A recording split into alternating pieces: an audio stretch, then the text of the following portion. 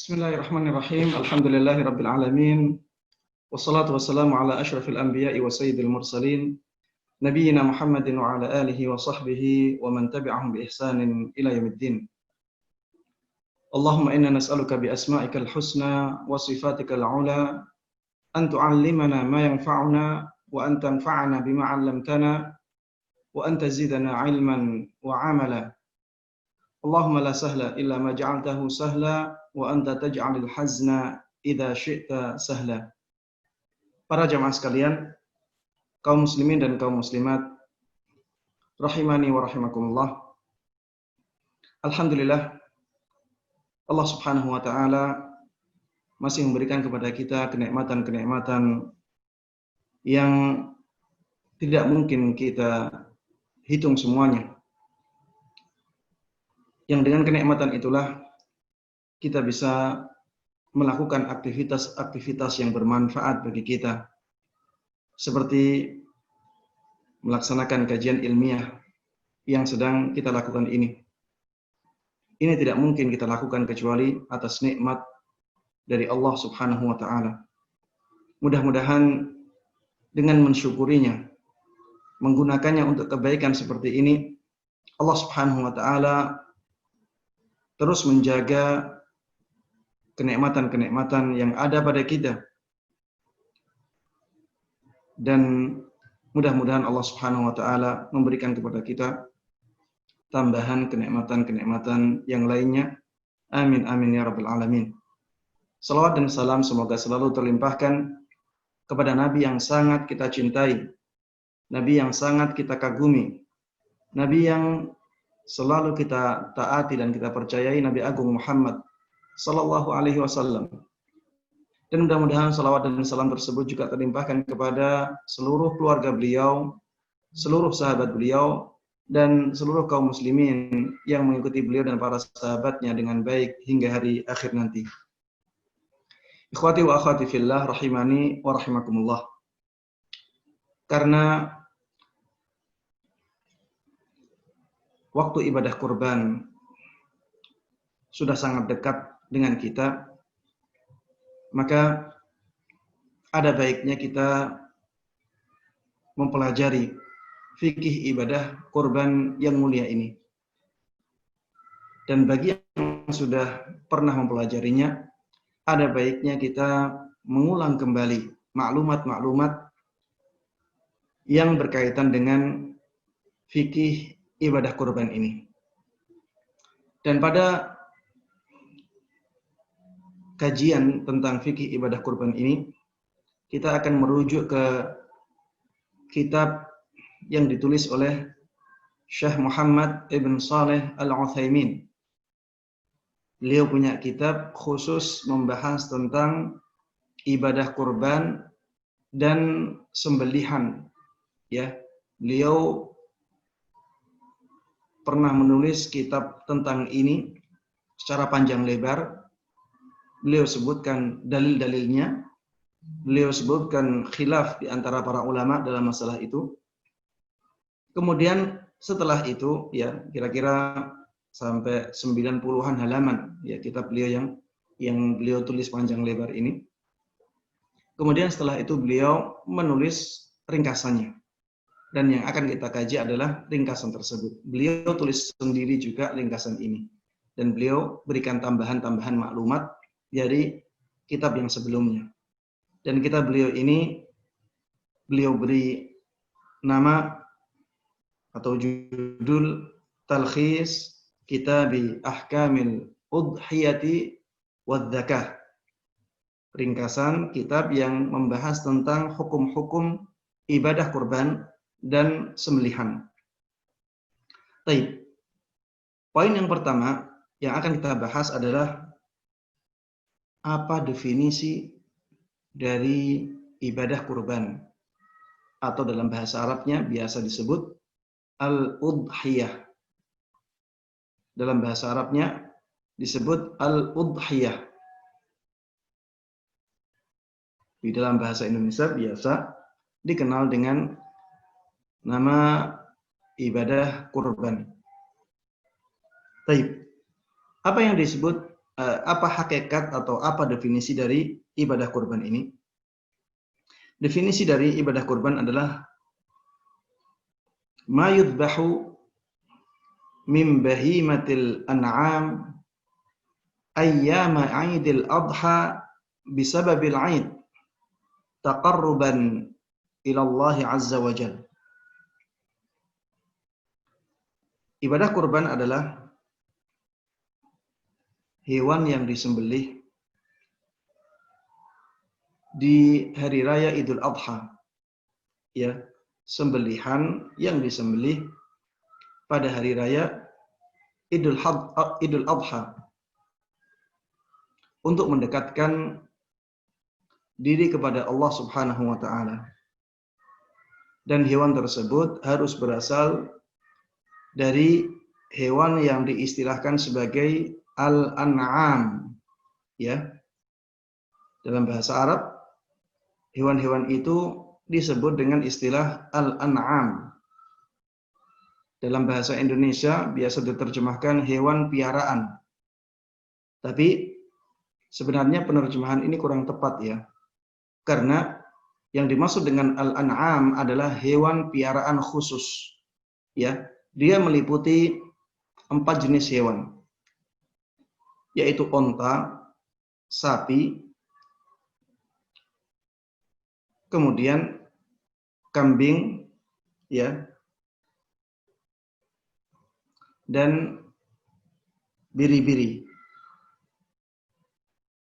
Onta, sapi, ya, kambing, dan biri-biri. Ini yang disebut sebagai al-an'am dalam bahasa Arab.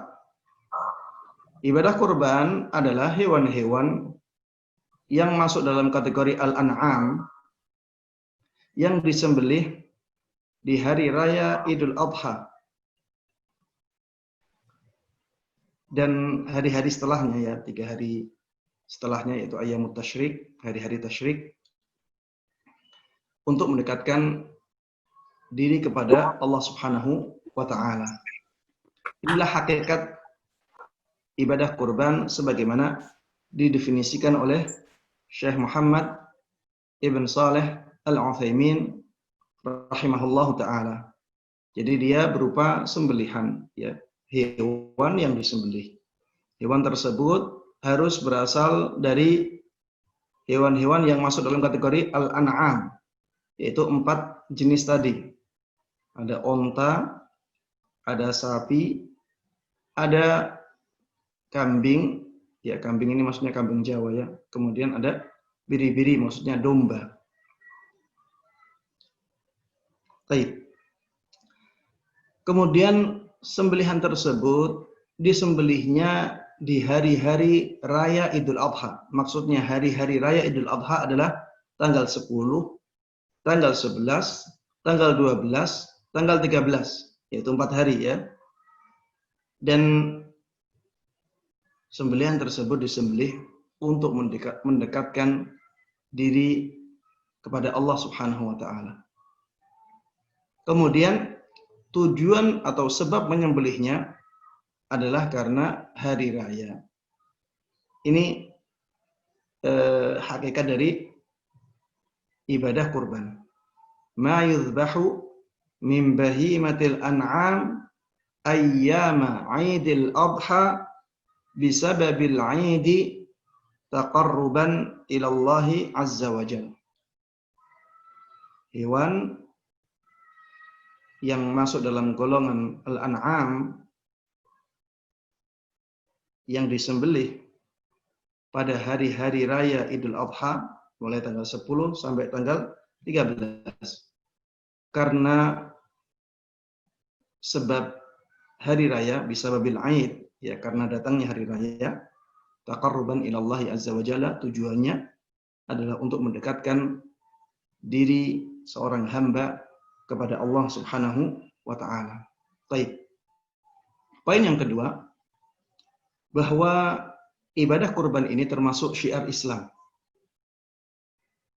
Ibadah kurban ini termasuk di antara syiar Islam yang sangat mulia.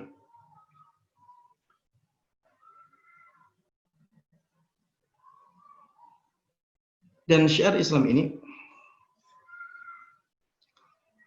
telah datang dalil-dalil yang menunjukkan pensyariatannya, baik dalil tersebut dari Al-Quran, sunnah Nabi Muhammad SAW, maupun ijma' kaum muslimin. Ada dalilnya dari Al-Quran, ada dalilnya dari sunnah Nabi, ada dalilnya dari ijma' kaum muslimin. Dalil dari Al-Quran adalah firman Allah Subhanahu wa ta'ala, fasalli li rabbika wanhar. Di dalam surat Al-Kautsar, Allah Subhanahu wa ta'ala mengatakan, maka salatlah engkau wahai Muhammad untuk Rabbmu, wanhar, dan menyembelihlah. Maksudnya, lakukanlah ibadah menyembelih untuk Rabbmu.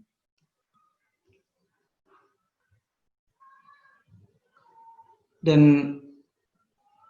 karena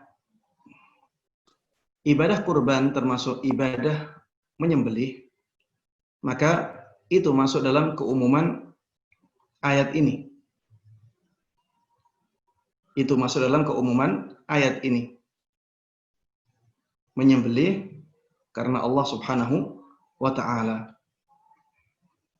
Begitu pula firman Allah Subhanahu wa ta'ala di surat Al-An'am yang sering dibaca oleh banyak kaum muslimin di doa istiftah mereka. Yaitu firman Allah Subhanahu wa ta'ala, "Qul inna salati wa nusuki wa mahyaya wa mamati lillahi rabbil alamin. La syarikalah. Wa bidzalika umirtu wa ana awwalul muslimin."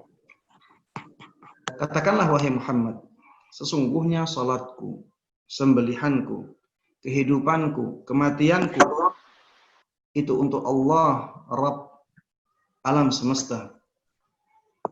Tidak ada sekutu baginya. Dan untuk itulah aku diutus. Dan aku adalah orang yang pertama kali menyerahkan diri kepada Allah Subhanahu wa ta'ala. Disebutkan di sini bahwa sembelihanku itu untuk Allah, Rabbnya alam semesta. Tidak ada sekutu baginya. Dan masuk dalam bab atau masuk dalam kategori sembelihan adalah ibadah kurban. Sehingga keumuman ayat ini mencakup ibadah kurban. Ini dalil dari Al-Quran yang menunjukkan bahwa ibadah kurban ya termasuk syariat Islam yang sangat mulia di dalam Islam, ya.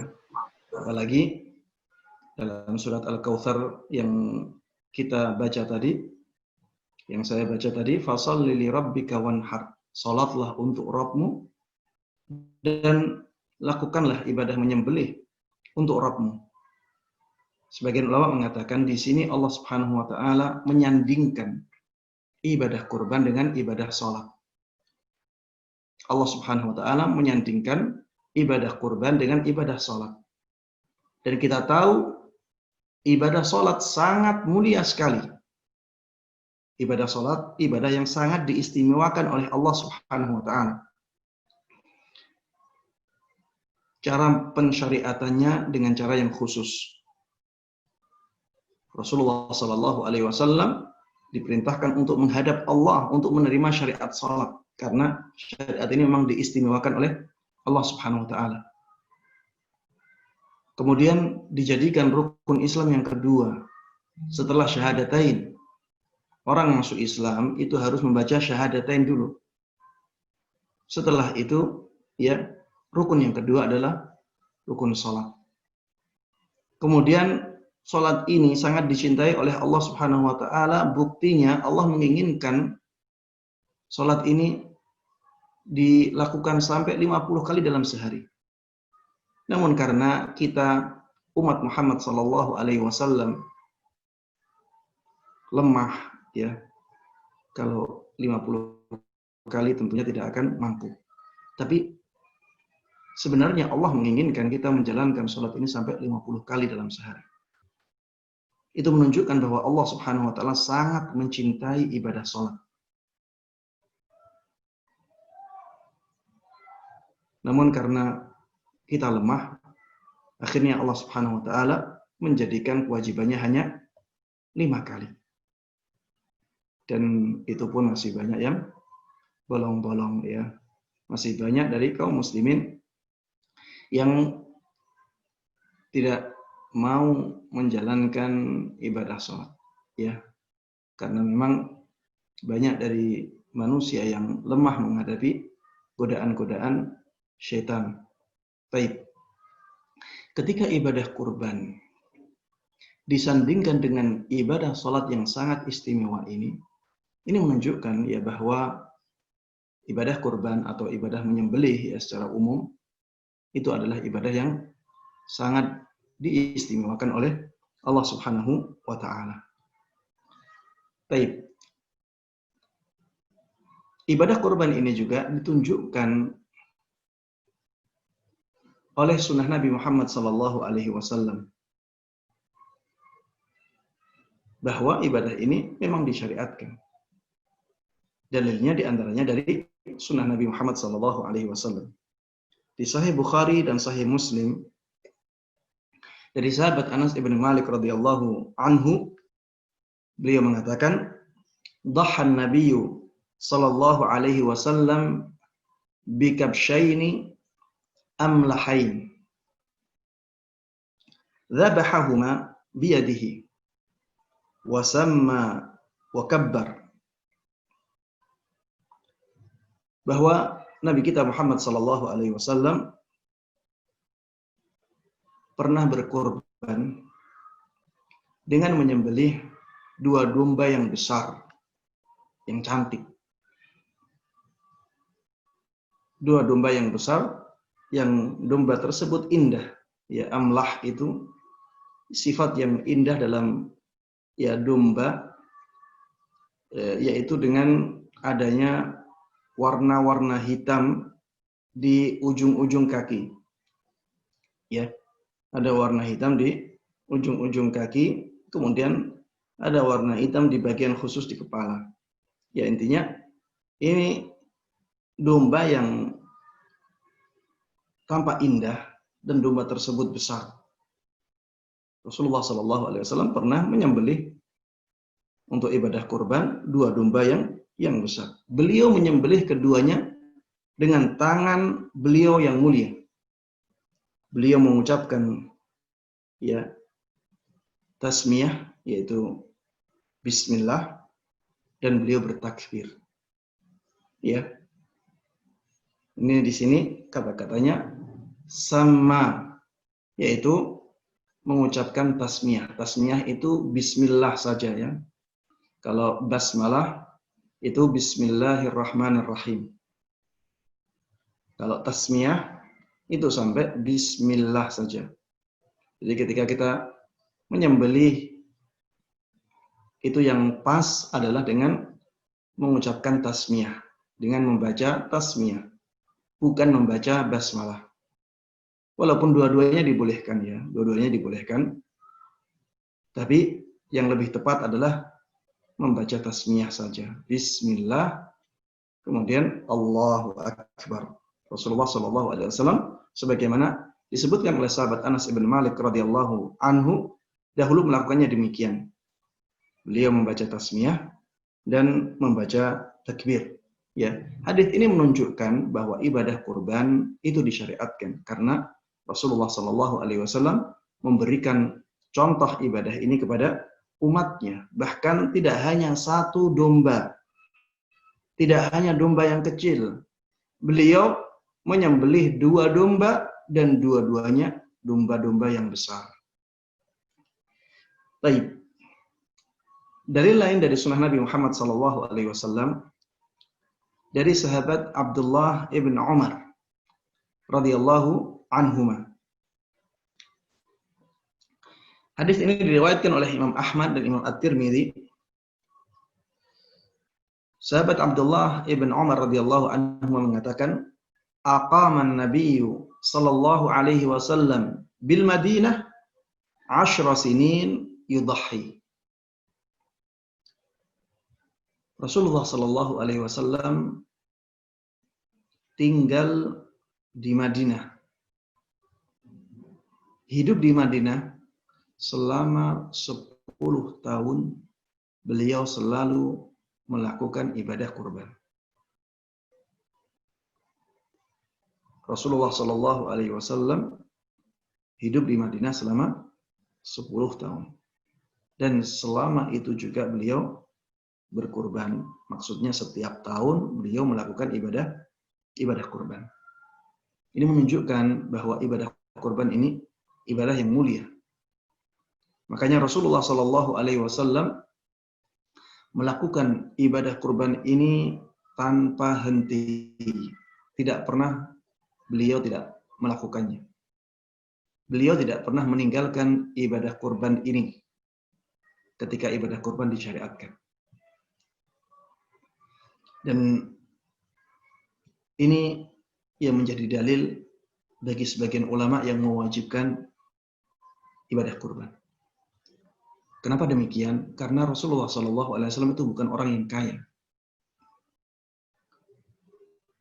Bahkan Rasulullah SAW dalam sebuah doanya meminta kepada Allah Subhanahu Wa Taala untuk dihidupkan sebagai orang miskin. Dan memang Rasulullah miskin. Kenyataannya Rasulullah SAW ya dahulu miskin. Ya kadang-kadang Rasulullah SAW punya harta yang banyak ya. Namun tidak lama harta tersebut diberikan kepada yang lain. Kadang-kadang Rasulullah SAW sampai beberapa hari tidak makan kecuali air dan kurma saja. Kadang-kadang sampai ya dapur Rasulullah SAW tidak menyala sampai berbulan-bulan. Dan ini ya dalil-dalil yang menunjukkan kesahajaan kehidupan Rasulullah SAW itu sangat banyak sekali. Meskipun beliau miskin, kehidupan beliau sangat bersahaja, sangat sederhana. Beliau tetap berusaha untuk selalu melakukan ibadah kurban. Tidak seperti ya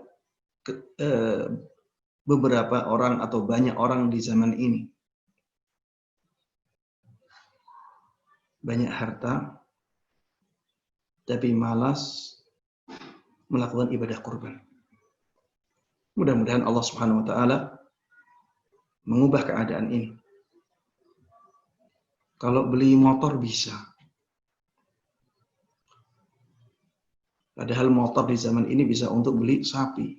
Tapi ketika datang waktu ibadah kurban, tidak melakukan ibadah kurban. Bahkan di zaman ini, ya ada orang-orang yang semangat beli sepeda untuk goes, yang pada asalnya bukan ibadah. Dan sepedanya, ya sampai ada yang 5 juta, ada yang 10 juta, ada yang lebih dari itu. Ketika datang waktu ibadah kurban, tidak melakukan ibadah kurban. Sangat berbalik dengan keadaan Rasulullah Sallallahu Alaihi Wasallam. Rasulullah Sallallahu Alaihi Wasallam kehidupannya sangat bersahaja, tapi beliau selalu berusaha untuk melakukan ibadah kurban ketika datang waktunya. Baik, intinya hadis ini menunjukkan bahwa ibadah kurban itu ibadah yang disyariatkan. Baik. Begitu pula dengan kenyataan para sahabat Nabi Muhammad SAW yang mereka banyak melakukan ibadah kurban. Ya, mereka banyak melakukan ibadah kurban. Walaupun kadang-kadang ya disebutkan dalam sebuah athar, kadang-kadang sahabat Abu Bakar dan sahabat Umar radhiyallahu anhuma ya kadang-kadang keduanya meninggalkan ibadah kurban. Ketika ditanya, mengapa engkau wahai sahabat Abu Bakar dan sahabat Umar meninggalkan ibadah kurban? Ketika ditanya seperti ini jawabannya, aku khawatir nantinya kaum muslimin menganggap ibadah kurban itu wajib.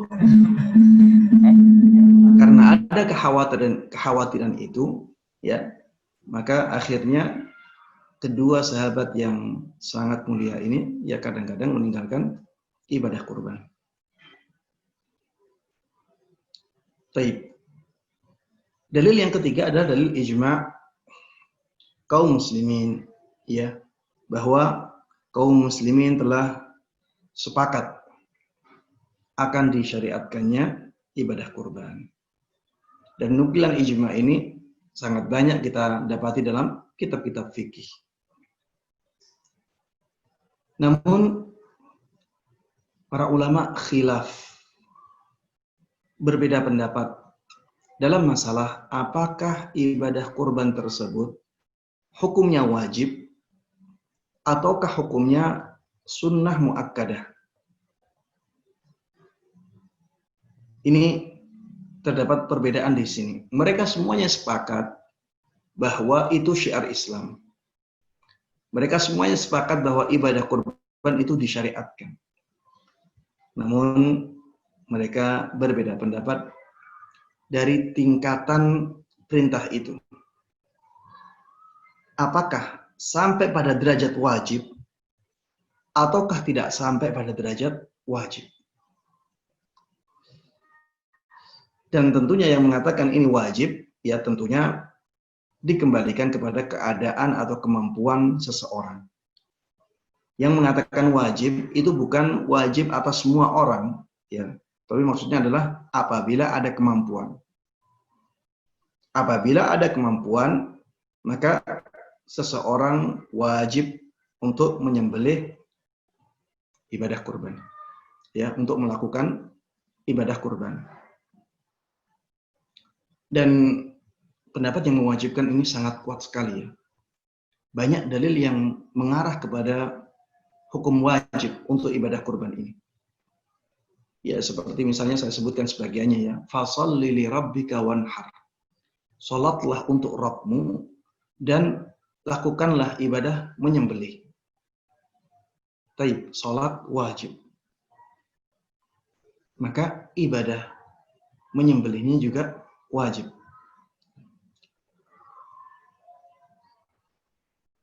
Dan di situ, ya, redaksinya redaksi perintah.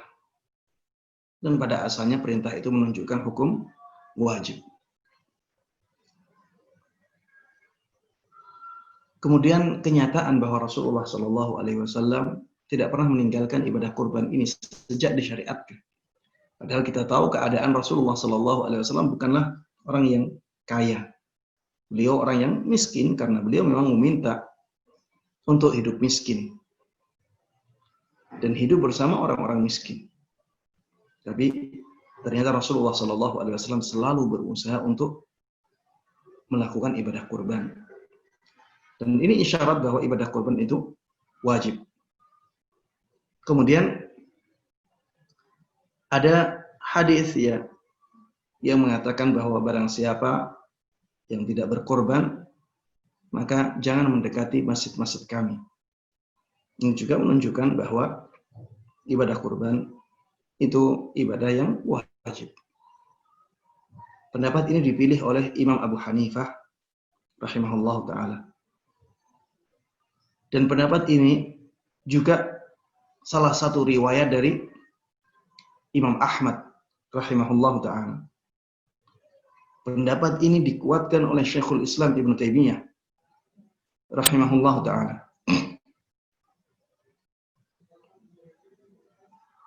Dan Syekh Muhammad Ibn Shalih Al-Utsaimin ya, dalam Syarhul Mumti', kitab Asy-Syarhul Mumti', juga dalam kitab beliau Ahkam Al-Udhiyati wa Dzakah yang tadi saya sebut ya, sampai 90 lebih halamannya ya. Beliau ulas ya dalil dari kedua pendapat ini. Dan beliau mengatakan bahwa dalil yang menunjukkan wajibnya ibadah kurban ini sangat kuat. Namun beliau dalam tarjihnya, dalam fatwa beliau mengatakan bahwa ibadah kurban ini sunnah muakkadah.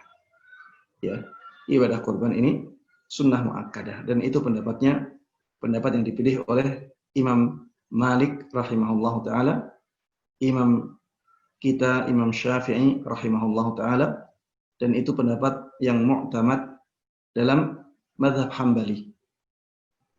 Dan yang menjadi penguat pendapat ini adalah perbuatan dari dua sahabat Nabi yang paling mulia, yaitu sahabat Abu Bakar dan sahabat Umar radhiyallahu anhuma. Ternyata keduanya melihat bahwa ibadah ini bukanlah ibadah wajib, oleh karenanya keduanya kadang-kadang meninggalkan ibadah kurban ini hanya untuk menjelaskan kepada kaum muslimin akan tidak wajibnya ibadah ini. Mereka berdua khawatir apabila kaum muslimin menganggap ini sebagai ibadah yang wajib. Namun ya, ulama yang mewajibkan bisa dengan mudah membantah dalil yang seperti ini dengan mengatakan hadits Nabi Muhammad sallallahu alaihi wasallam yang menunjukkan wajibnya ibadah kurban harusnya lebih didahulukan daripada perbuatan dua sahabat yang paling mulia ini, karena tidak ada yang lebih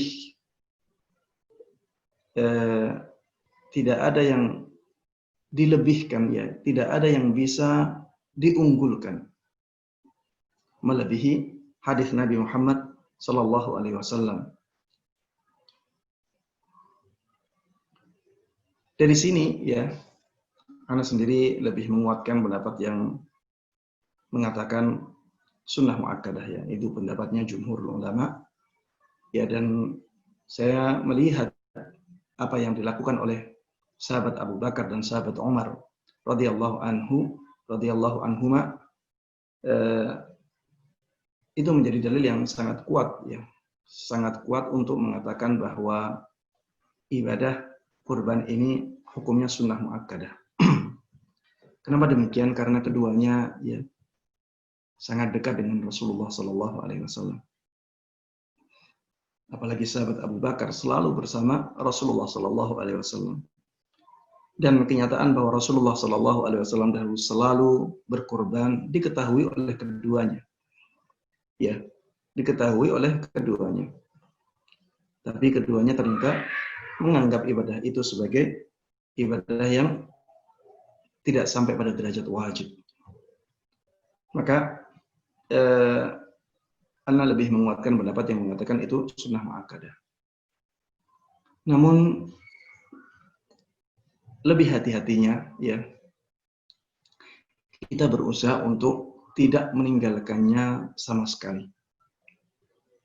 Karena dengan kita melakukannya, maka kita akan keluar dari khilaf yang ada. Yang mewajibkan akan mengatakan kita telah menggugurkan kewajiban kita. Yang mengatakan sunnah muakkadah akan mengatakan kepada kita bahwa kita telah melakukan ibadah yang sangat agung sekali. Baik. Poin yang berikutnya adalah mana yang lebih utama? Bersedekah dengan nominal yang sama untuk berkurban, ataukah kita melakukan ibadah kurban di hari-hari raya itu ketika datang waktu berkurban? Dan kita diberikan dua pilihan. Misalnya ibadah kurban, misalnya hewan kurban harganya 3 juta. Lebih utama mana? kita menjadikan 3 juta ini sebagai sedekah, kita berikan kepada fakir miskin yang sangat membutuhkan, ataukah kita jadikan 3 juta ini sebagai ibadah kurban. Kita beli hewan seharga 3 juta, kemudian kita sembelih dan kita niatkan untuk ibadah kurban. Mana yang lebih utama? Karena ya di saat pandemi ini ada beberapa selentingan suara yang mengajak kaum muslimin untuk mengalihkan ibadah kurbannya kepada sedekah. Dengan alasan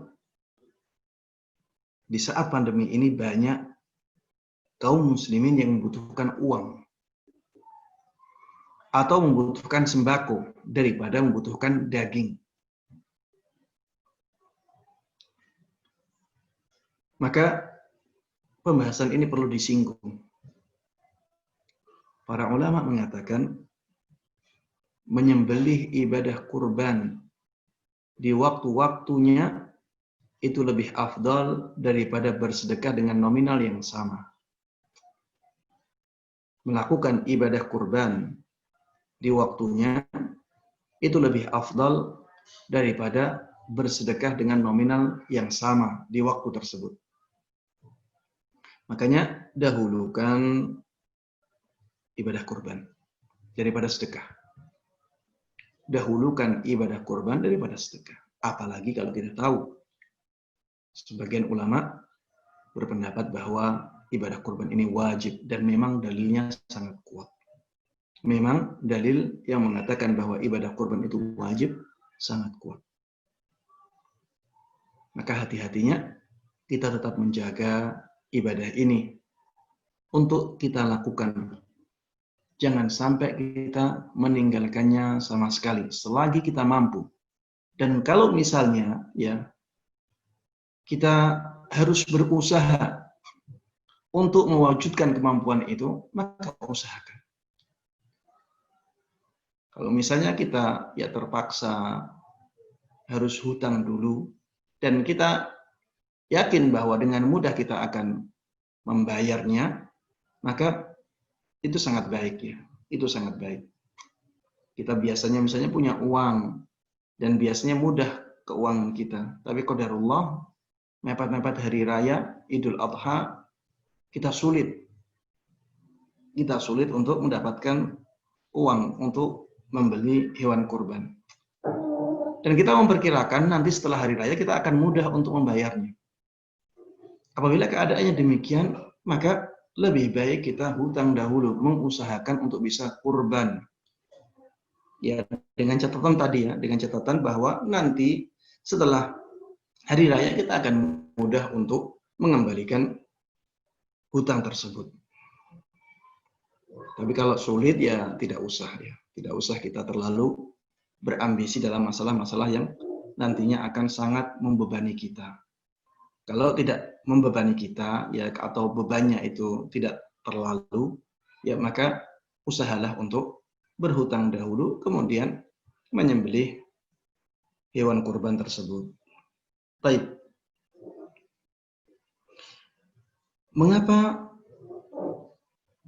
melakukan ibadah kurban di waktunya itu lebih mulia, lebih utama daripada bersedekah dengan nominal yang sama? Dikatakan oleh Syekh Muhammad ibn Saleh Al-Utsaimin rahimahullah ta'ala dalam kitab ini, alasannya adalah li'anna dzalika amalun nabiy sallallahu alaihi wasallam wal muslimina ma'ah. Karena itu adalah amalan yang dicontohkan oleh Nabi Muhammad sallallahu alaihi wasallam dan kaum muslimin yang bersama beliau ketika itu. Ini alasan yang pertama. Alasan yang kedua, wali anna dzabha min sya'airillahi ta'ala. Karena ibadah kurban itu termasuk dari syiar-syiar Allah Subhanahu wa ta'ala. Falau 'adalan nasu anhu ila sadaqati la ta'attalat tilka sya'irah. Kalau orang-orang berpindah dari ibadah kurban kepada ibadah sedekah, maka syiar ini akan hilang. Padahal ibadah kurban ini syiarnya Allah Subhanahu wa taala.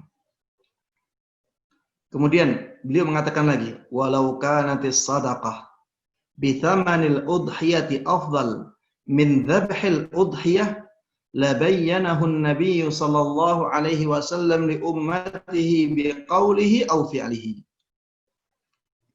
Seandainya bersedekah dengan nominal yang sama dengan biaya ibadah kurban itu lebih afdal, tentunya Rasulullah Shallallahu Alaihi Wasallam akan memberikan penjelasan mengenai hal itu kepada umatnya, baik dengan ucapan-ucapan beliau ataupun dengan perbuatan beliau.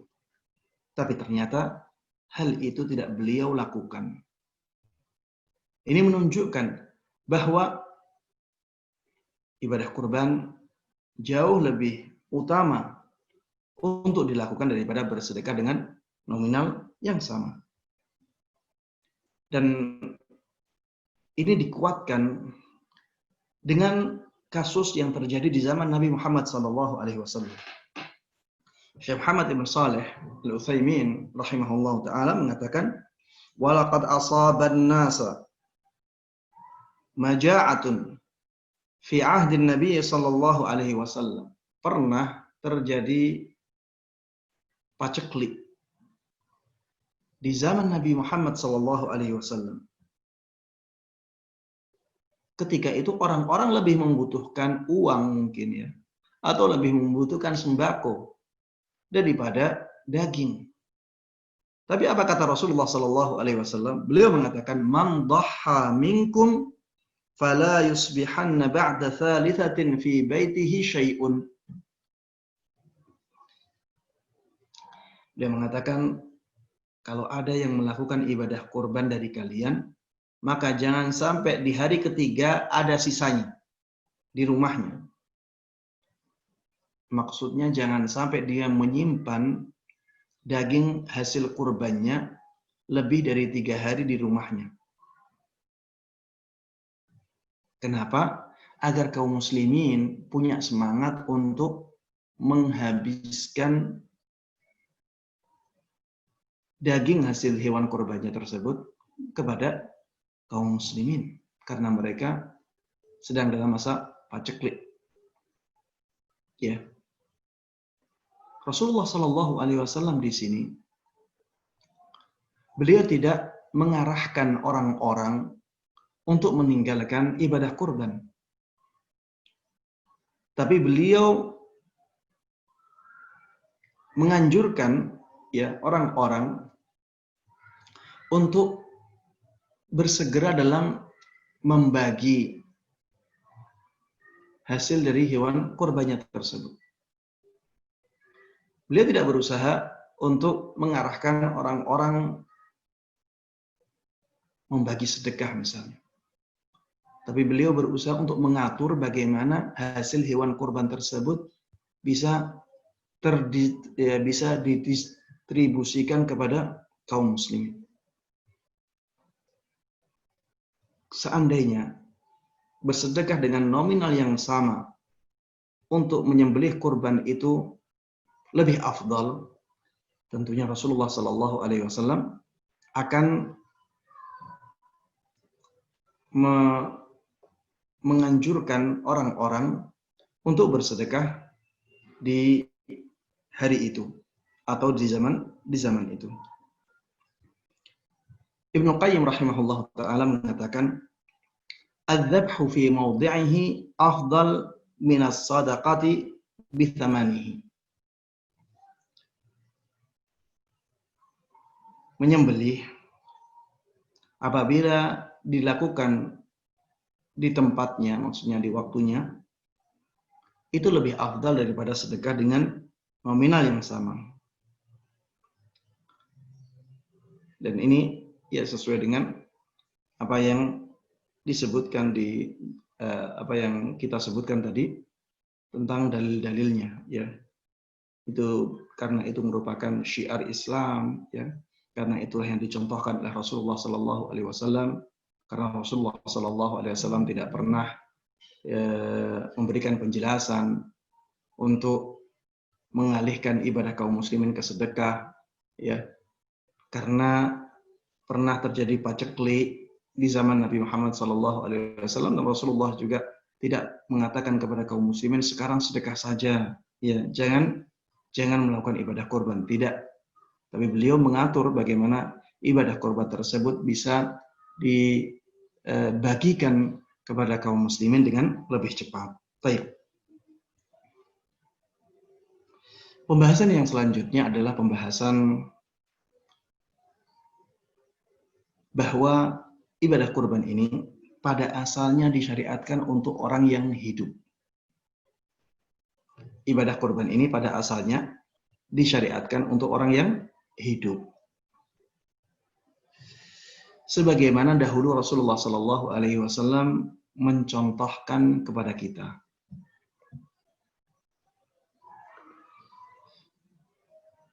Oleh karenanya, harusnya kita dalam melakukan ibadah kurban juga demikian.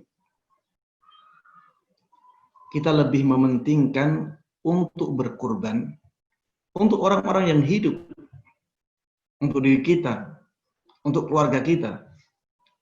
Bukan malah berkurban untuk orang yang sudah meninggal. Bukan malah berkurban untuk orang yang sudah meninggal saja. Malah yang hidup tidak berkurban.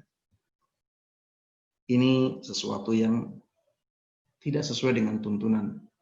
Walaupun berkurban untuk orang yang meninggal itu dibolehkan, ya. Tapi pada asalnya ibadah kurban ini disyariatkan untuk orang-orang yang masih hidup.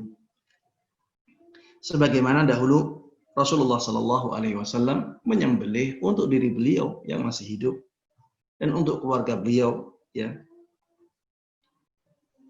Syekh Muhammad ibn Saleh Al-Utsaimin rahimahullah taala mengatakan, wa amma ma yadhunnuhu ba'dul 'ammati min ikhtisasil udhiyati bil amwat fala aslalah.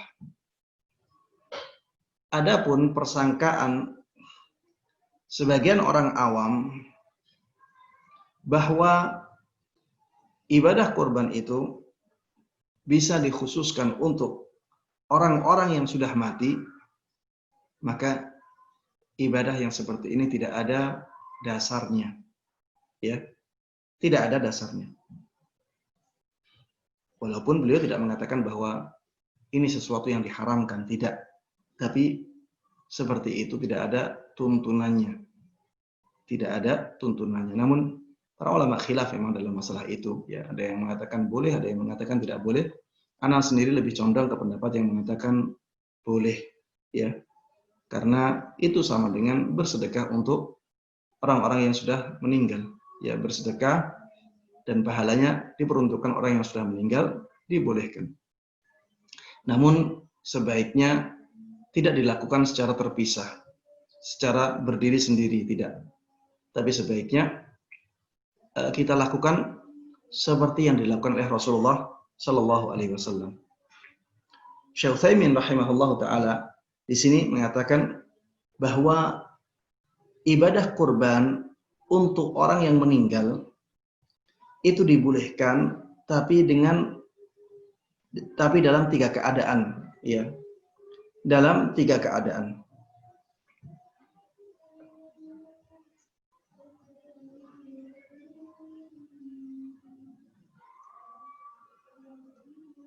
Ya. Ibadah kurban untuk orang yang meninggal itu ada 3 keadaannya. Keadaan yang pertama, berkurban untuk orang yang sudah meninggal tapi diikutkan dengan orang yang masih hidup. Dia hanya sebagai pengikut saja. Orang yang sudah meninggal itu hanya sebagai pengikut saja, bukan sebagai intinya. Seperti misalnya ketika seseorang menjadikan ibadah kurbannya tersebut untuk dia dan keluarganya. Dan dia meniatkan untuk keluarga baik yang masih hidup ataupun yang sudah meninggal. Dia meniatkan ibadah kurban tersebut untuk dia dan keluarganya, baik yang masih hidup ataupun yang sudah meninggal. Maka seperti ini tidak ada masalah. Ini ibadah kurban untuk orang yang sudah meninggal, tapi itu hanya sebagai pengikut. Yang inti adalah orang yang melakukannya saja. Yang inti orang yang melakukan, yang lain itu sebagai pengikut saja. Dan seperti ini pernah dicontohkan oleh Nabi kita Muhammad sallallahu alaihi wasallam. Syekh Utsaimin mengatakan, wa aslu hadza tadhiyatun nabi sallallahu alaihi wasallam anhu wa an ahli baitihi. Dasar dari amalan ini adalah praktek berkurbannya Rasulullah sallallahu alaihi wasallam untuk dirinya dan untuk keluarganya. Kemudian beliau mengatakan wa fihim man qad mata min qabl.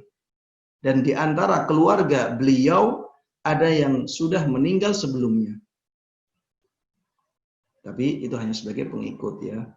Intinya untuk Rasulullah sallallahu alaihi wasallam, adapun yang lainnya hanya sebagai pengikut ya. Kalau yang seperti ini disyariatkan, ada contohnya. Oleh karenanya kita harusnya mengikuti yang demikian ya. Ini yang harusnya kita lakukan sebagai seorang muslim yang ingin benar-benar menyesuaikan ibadah kurbannya sebagaimana dicontohkan oleh Nabi kita Muhammad sallallahu alaihi wasallam. Kita misalnya ingin berkorban untuk ayah kita, sudah. Kalau kita ingin berkorban untuk ayah kita dan ayah kita sudah meninggal, ibu kita sudah meninggal, sudah kita niatkan korban tersebut untuk kita dan keluarga kita. Kita niatkan korban tersebut ya untuk kita dan keluarga kita. Dan masuk di dalamnya keluarga kita yang masih hidup dan keluarga kita yang sudah meninggal ya. Baik.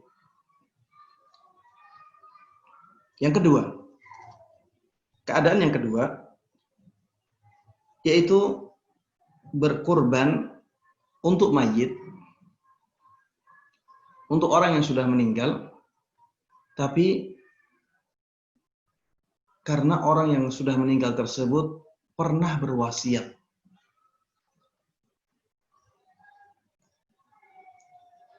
Berwasiat dengan wasiat, nanti setelah saya meninggal, uang saya yang ini dibuat untuk kurbannya. Wasiat yang demikian apabila wasiat tersebut kurang dari sepertiga hartanya, maka wajib dijalankan. Kalau misalnya orang sudah berwasiat demikian, kemudian dia meninggal, maka kita bisa atau kita wajib menjalankan wasiatnya tersebut dan kita berkorban untuk orang yang sudah meninggal saja. Seperti ini dibolehkan, ya. Beliau mengatakan wa aslu hadza qauluhu ta'ala faman baddalahu ba'dama sami'ahu fa innama ithmuhu 'alal ladzina yubaddilunah innallaha sami'un 'alim. Ayat ini tentang wasiat ya, barang siapa yang mengganti wasiat, maksudnya tidak melakukannya. Setelah dia mendengarnya, maka dosanya adalah atas orang-orang yang mengganti wasiat itu. Dosanya atas orang-orang yang tidak melakukan wasiat itu. Innallaha sami'un alim. Sesungguhnya Allah Subhanahu wa taala adalah zat yang maha mendengar, zat yang maha mengetahui. Kalau ada orang yang sebelum meninggalnya berwasiat, uangku ini nanti untuk menyembelih hewan kurban. Kemudian setelah itu meninggal, maka ahli warisnya atau orang yang mendengarkan wasiat itu harus menunaikan wasiat itu. Dia punya kewajiban untuk menunaikan wasiat itu. Dan Allah Subhanahu wa taala Maha mendengar segala sesuatu ya dan Maha mengetahui segala sesuatu. Baik. Keadaan yang ketiga, menyembelih atau berkurban untuk orang-orang yang sudah meninggal tabarruan sebagai bentuk sedekah, mustaqillina 'anil ahya, dan sebagai ibadah yang berdiri sendiri hanya untuk orang yang sudah meninggal saja. Fahadhihi jaizah. Syekh Utsaimin mengatakan seperti ini dibolehkan. Ya. Ini tarjih beliau. Ada ulama yang tidak membolehkan, tapi beliau membolehkan. Karena beliau memasukkannya ke sedekah. Waqad nassa fuqaha'ul Hanabilah ala anna thawabaha yasilu ilal mayyit wa yantafi'u biha qiyasan ala sadaqati anhu. Dan para ahli fikih dari madhab Hambali telah menegaskan bahwa pahala dari ibadah kurban tersebut bisa sampai kepada mayit, dan mayit bisa mengambil manfaatnya. Dan ini dikiaskan kepada sedekah. Dalilnya adalah kias kepada sedekah, karena sebenarnya ini sama dengan sedekah, hanya saja sedekah tersebut diwujudkan dalam bentuk ibadah kurban. Ya, ini sama dengan sedekah, hanya saja sedekah tersebut diwujudkan dalam bentuk ibadah kurban. Seperti misalnya ada orang sedekah untuk mayit dan dibentuk masjid. Sedekah tersebut bermanfaat bagi mayit. Ada orang bersedekah untuk mayit dibentuk dalam bentuk pondok. Maka mayit bisa mendapatkan manfaat dari sedekah itu. Ya. Begitu pula apabila ibadah korban tersebut dibentuk sebagai diwujudkan dalam bentuk ibadah kurban. Ini juga dibolehkan. Dan mayit bisa mendapatkan manfaat dari pahalanya. Namun walaupun beliau membolehkan, beliau mengatakan walakin la nara anna takhsisal mayyit bil udhiyati minas sunnah. Akan tetapi kami melihat mengkhususkan mayit dengan hewan kurban itu bukan termasuk sunnah. Beliau membedakan antara kata-kata sunnah dengan dibolehkan. Kalau sunnah itu ada tuntunannya. Tapi tidak semua yang tidak ada tuntunannya itu tidak dibolehkan. Ya, seperti ini. Dibolehkan, tapi ini bukan sunnah. Maksudnya adalah sesuatu yang dituntunkan, ada contohnya dari Nabi kita Muhammad Sallallahu Alaihi Wasallam. Sunnah itu, kalau kita fahami dari redaksi beliau ini, kita bisa memahami bahwa sunnah itu harus ada contohnya, atau paling tidak ada dalil khususnya. Kalau tidak ada contohnya dari Rasulullah Sallallahu Alaihi Wasallam, atau tidak ada dalil khususnya dari beliau, ya, dan dari dalil-dalil yang lain, maka tidak bisa dikatakan sebagai sunnah. Tapi bukan berarti tidak dibolehkan. Alasannya apa? Kenapa beliau mengatakan ini bukan sunnah? Li'anna an-nabiyya sallallahu alaihi wasallam lam yudahhi an ahadin min amwatihi bi khususihi. Karena Rasulullah sallallahu alaihi wasallam tidak pernah beribadah kurban untuk kerabat-kerabat beliau yang meninggal. Ya. Beliau tidak pernah beribadah kurban untuk kerabat-kerabat beliau yang sudah meninggal. Falam yudahhi an ammihi Hamzah radhiyallahu anhu wa huwa min a'azzi aqaribihi 'indahu. Kenyataannya Rasulullah sallallahu alaihi wasallam tidak pernah melakukan ibadah kurban untuk pamannya Hamzah radhiyallahu anhu. Padahal Hamzah ini merupakan salah satu kerabat yang sangat-sangat dicintai oleh Nabi kita Muhammad sallallahu alaihi wasallam.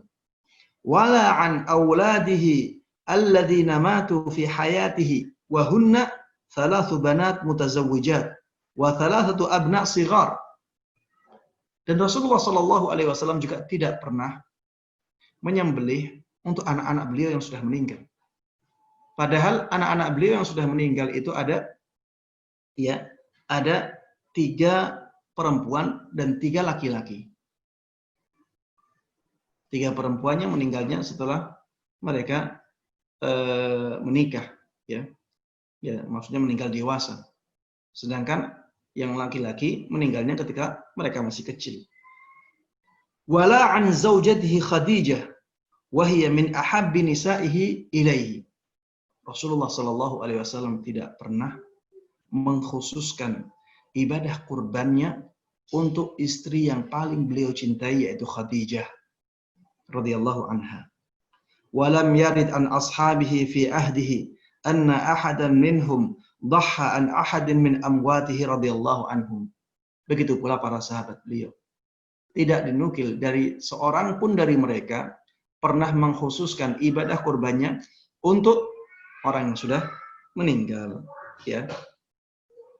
Dari sini beliau berkesimpulan bahwa ibadah kurban, ya, itu pada asalnya untuk orang yang masih hidup. Adapun untuk orang yang sudah meninggal, maka ini dibolehkan karena dikiaskan kepada sedekah. Tapi karena Rasulullah Shallallahu Alaihi Wasallam dan para sahabatnya tidak memberikan contoh seperti itu, maka ya beliau katakan itu bukan sunnah. Beliau katakan itu bukan sunnah. Kalau kita ingin, ya, maka jadikan orang-orang yang sudah meninggal dari kerabat-kerabat kita sebagai pengikut saja, dengan mengatakan seperti yang dikatakan oleh Rasulullah Shallallahu Alaihi Wasallam, ya, bahwa ibadah korban tersebut untuk dirinya dan untuk keluarganya. Sudah, untuk dirinya dan untuk keluarganya, baik yang sudah meninggal, baik yang masih hidup ataupun yang sudah meninggal. Jangan sampai kita mengikuti orang-orang di zaman ini, ya. Sebagian orang di zaman ini, banyak dari mereka yang menyembelih kurban untuk orang yang sudah meninggal saja, mengkhususkan ibadah kurban untuk orang yang sudah meninggal saja. Bahkan dia yang bersedekah untuk hewan, untuk orang yang sudah meninggal dan diwujudkan dalam hewan kurban itu, tidak menyembelih untuk dirinya. Ini ya, jelas, ya, sesuatu yang sangat terbalik. Sesuatu yang sangat terbalik. Rasulullah Shallallahu Alaihi Wasallam dulu tidak mencontohkan yang seperti ini. Tapi kalau diikutkan dalam ibadah kurban dia, maka tidak menjadi masalah sama sekali. Wallahu taala a'lam, ya. Mohon maaf, ya, karena waktu di Jember sudah menunjukkan waktu maghrib. Kurang 4 menit lagi maghrib. Maka saya akhiri kajian tentang fikih kurban ini sampai di sini. Insya Allah kita akan lanjutkan dalam kesempatan yang berikutnya. Dan waktu 3 menit kita manfaatkan untuk menjawab, ya, sebagian pertanyaan yang sudah disampaikan melalui pesan, ya.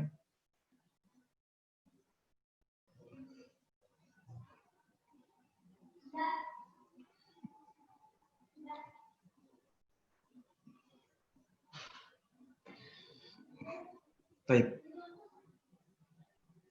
Ada pertanyaan, mana yang lebih utama untuk melaksanakan kurban? Di masjid suatu organisasi yang dekat rumah karena permintaan orang tua, namun banyak penduduknya sudah berkecukupan atau yang miskin sedikit. Ataukah di yayasan Salafi Sunnah tapi jauh dari tempat tinggal, namun bermanfaat untuk dakwah di sekitar yayasan tersebut. Iya, pada asalnya menyembelih itu sebaiknya di tempat kita tinggal. Pada asalnya demikian. Pada asalnya menyembelih itu afdalnya di tempat kita hidup. Karena ya kalau kita melaksanakannya di tempat kita hidup ya, akan menjadikan syiar Islam di tempat kita hidup menjadi ramai, ya menjadi hidup. Dan orang-orang tidak bersuudzon kepada kita. Kalau misalnya kita orang yang mampu kemudian tidak terlihat kita berkorban, maka nanti akan ada orang-orang yang punya anggapan yang tidak baik kepada kita. Ini orang kaya, kenapa tidak melakukan ibadah kurban? Begitu pula ibadah kurban ini ada manfaatnya bagi orang lain. Dan orang yang lebih berhak mendapatkan manfaat dari kita adalah orang-orang yang hidup bersama kita. Ya, ini pada asalnya demikian, dan penjelasan para ulama dalam masalah ini sudah jelas. Ya, banyak ulama yang menjelaskan masalah ini. Silahkan dirujuk ke perkataan-perkataan mereka. Hanya saja, kadang-kadang sesuatu yang tidak lebih afdal menjadi afdal karena pengaruh dari luar. Sesuatu yang sebenarnya dari sisi dalil tidak lebih afdal, ya, itu bisa menjadi lebih afdal karena pengaruh-pengaruh yang mempengaruhinya dari luar. Seperti misalnya, ya, kalau kita berkurban di tempat kita seperti yang disebutkan di dalam pertanyaan, sudah banyak orang yang berkorban di tempat kita. Syiar ini sudah hidup dan orang miskin di tempat kita sedikit. Sehingga daging hewan kurbannya tidak terlalu dibutuhkan oleh orang-orang yang hidup di sekitar kita. Kemudian kita melihat ada di tempat lain orang miskinnya banyak. Kemudian kalau kita kurban di tempat tersebut akan membantu dakwah sunnah di tempat itu untuk berkembang lebih pesat, ya, dan diterima oleh masyarakat.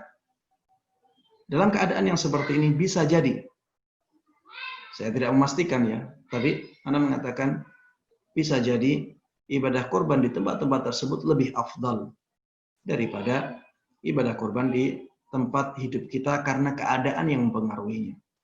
Ya, apalagi kalau misalnya dengan ibadah kurban kita ini dakwah sunnah menjadi mudah diterima oleh masyarakat sehingga berkahnya lebih besar. Ya tentunya ini dilihat oleh Allah Subhanahu wa taala. Ya, bisa jadi itu menjadi amal jariah bagi kita.